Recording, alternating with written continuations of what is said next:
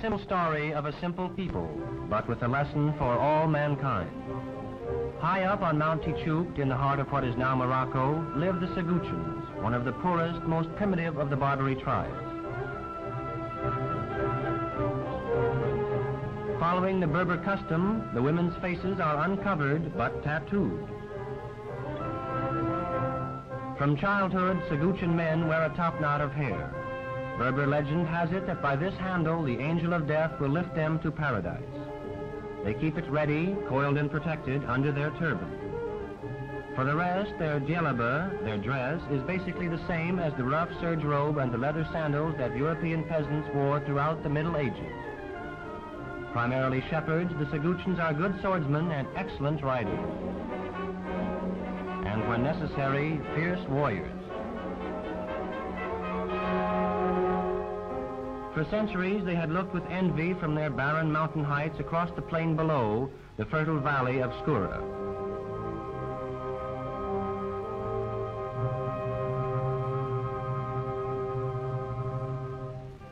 Here at Skura lived the tribe of Sidi Said, a community of farmers. In the communal olive grove, no family owned more than 1 or 2 trees, and the land itself was often owned by someone else.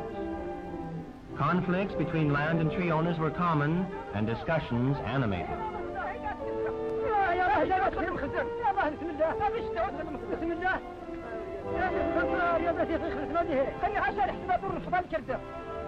In these mud-walled houses, the roof terraced but without chimneys, the families of the Sidi Said lived the primitive domestic life of poor peasants the world over. A life where there is little grain to grind and many mouths to feed. Here, however, is an outpost of our own civilization. This fortress village, and hundreds of others like it, has stood for centuries against the Arab of the plains, against the powerful Arab chieftains, against the mountain people.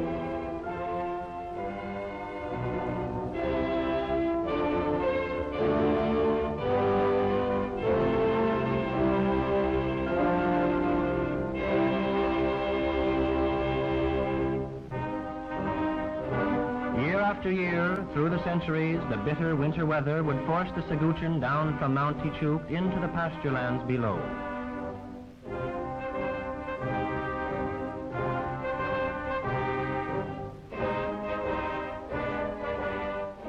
Sometimes the migration would transform itself into a raid.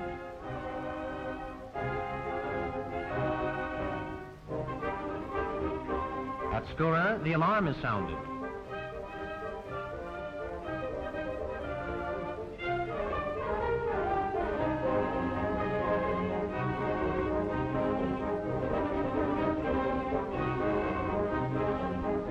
Animals, women, and children rush into the houses.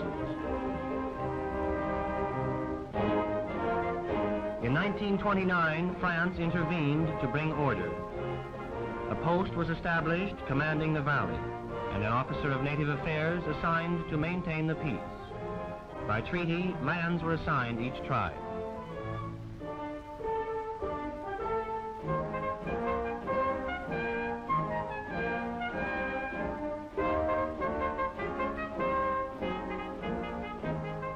Now the Sghouchen themselves have become part of that defense. The instruments of modern warfare worn over the traditional striped djellaba.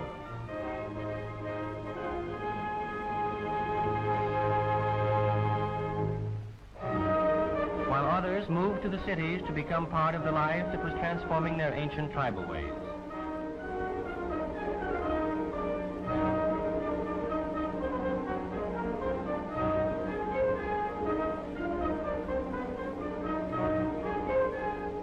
Boys no longer wore their top knots in anticipation of a visit from the Angel of Allah.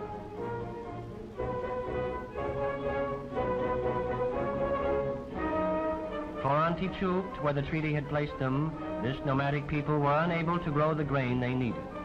With the new peace, the number of mouths to feed was ever increasing, while the amount of kesra, the flat, round native bread, grew less and less.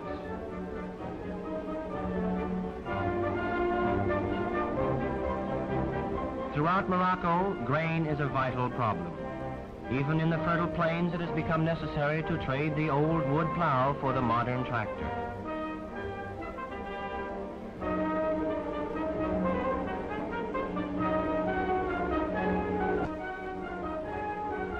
To extend this knowledge to the natives, numerous schools were opened, actually model farms, where peasants come to learn new methods of farming and gradually to handle the new machines.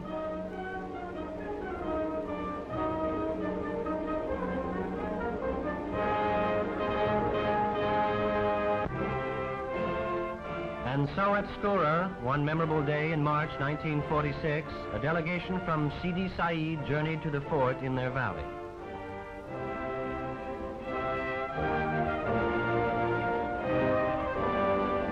While from the mountain galloped the representatives of the Sghoochen tribe.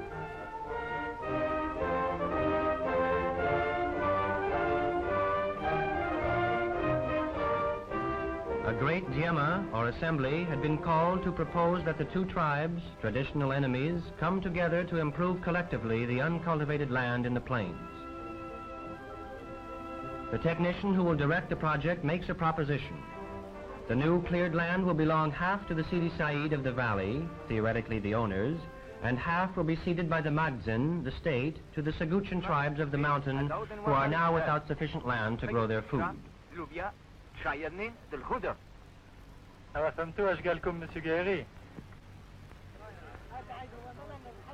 The representatives talk among themselves. It is a project that would revolutionize the customs of centuries. But then this meeting is itself a revolution. The first time the two peoples have ever met without the sounding of an alarm. It might work. They agree to try. C'est parfait, je crois que nous allons pouvoir lever la séance.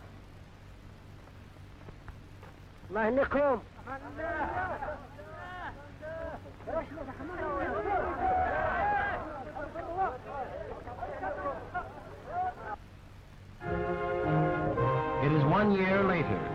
Large tracts of land have already been cleared for the plow.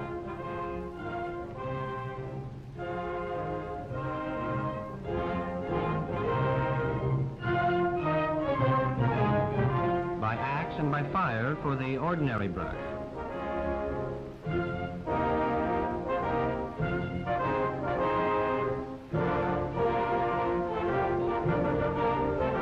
But these thorny bushes have mammoth roots that run deep and must be chopped out completely.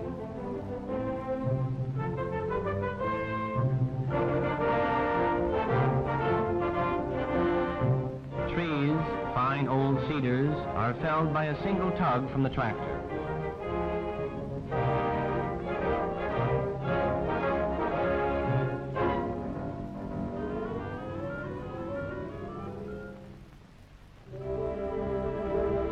But the clearing is not completed until every last stone has been carried away. This is the work of the women. Barefooted, taking tiny steps like worker ants, the Berber women are always carrying wood for the hearth, water for the cooking. Now it is stone from the fields.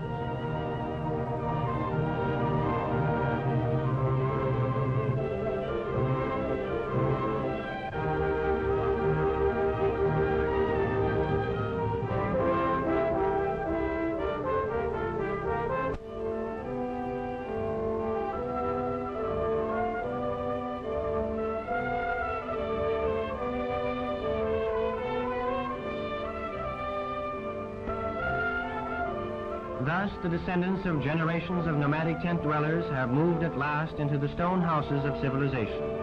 Modest homes, it is true, but already little luxuries are appearing. The game board with different colored stones for the pieces. Coal, makeup for the little girls. These children learn the ways of civilization quickly.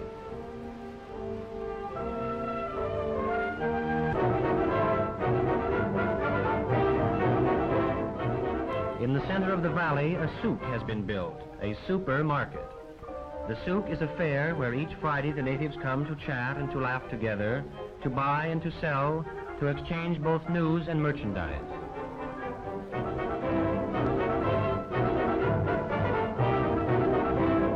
Raw wool for the men's burnouses. slabs of rock salt brought by caravan from the Sahara.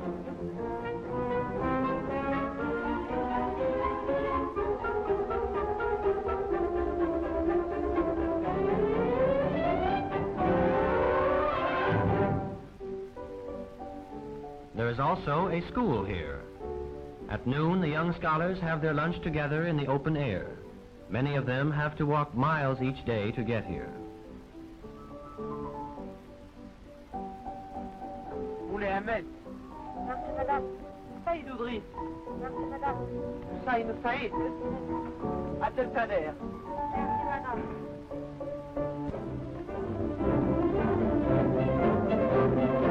The teacher works closely with the area's technical director. Many of her pupils will soon become apprentices at the model farm.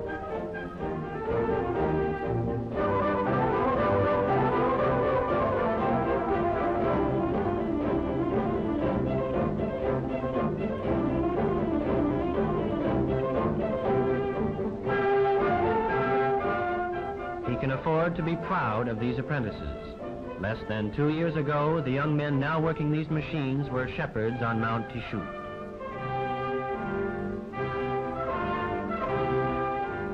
And now, at last, the promised bread for Barbary. This machine can sow an acre in an hour, selected seed on virgin soil.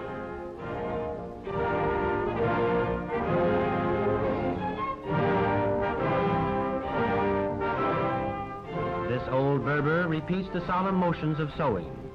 Can machinery really perform the miracle of growth?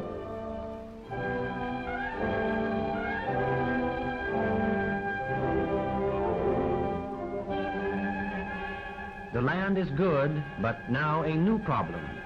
Each year the rain gauge shows less and less water.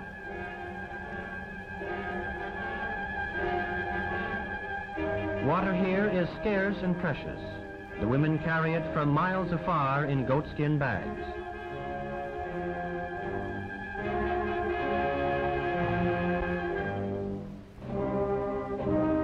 And each spring, when the drought has been prolonged, a procession of children parade before their priest, carrying the bride of the rains, whose magic can make the storms descend from the clouds.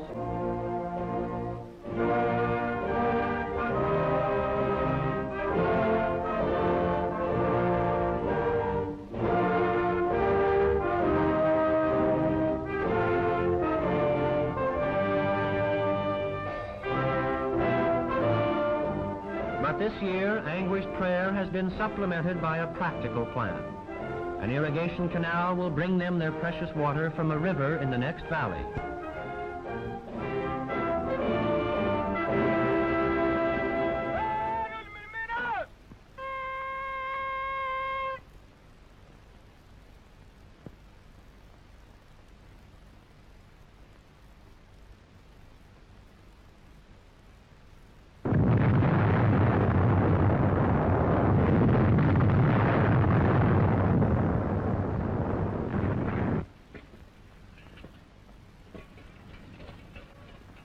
These men and women are paid by the day. Important, they know that they are really building for themselves, that this will be their canal to protect their crops, that they are blasting and drilling and digging against famine and want.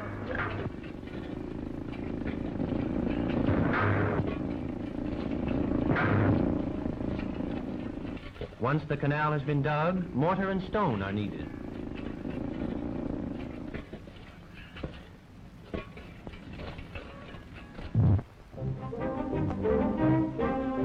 They must be carried 1,000 yards up the steep incline. Not by railroad, not by wagon, not even by mule pack. Again, it is the Berber woman, sure-footed as a mountain goat, strong and infinitely patient.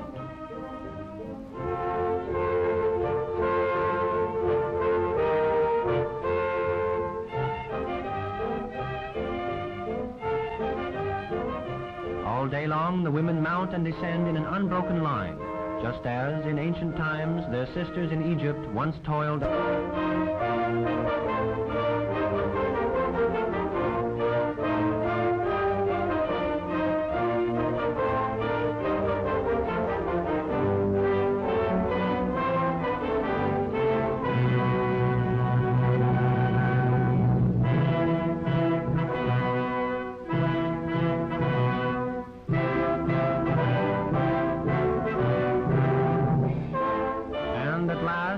head of the valley, a jubilant crowd assembles and prepares the traditional sacrifice.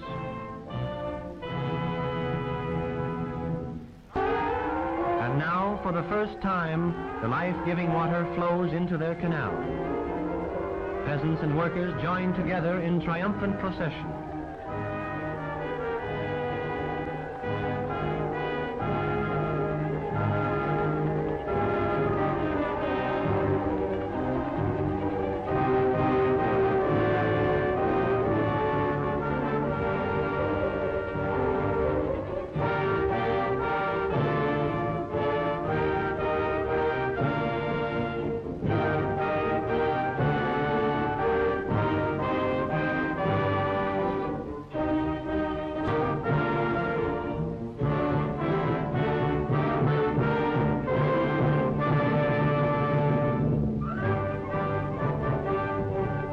For this great occasion, the tent of honor of the Qaid has been brought down from the mountain. Here, where famine is always on the horizon, any festival becomes inevitably and primarily a feast, the traditional difa. No speeches at a Berber banquet. The nourishment of God, says the proverb, is eaten in silence.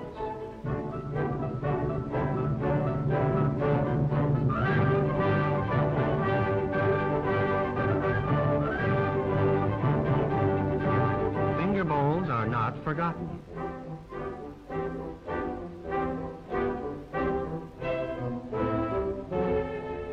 Mint tea, and then the dance.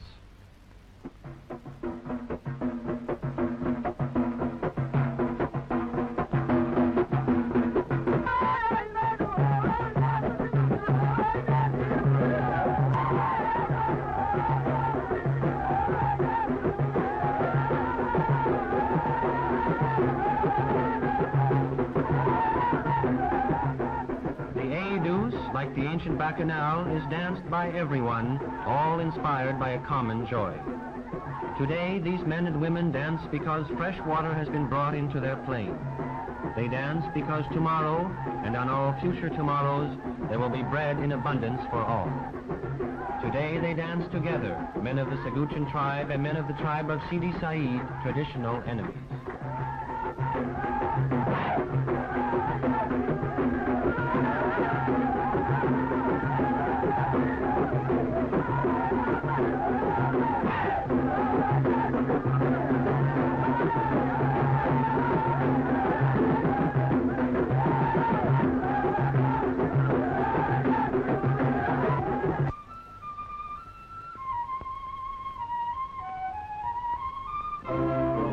For they have found, as all can find, that working together with their fellow men has brought them new prosperity, has brought them peace.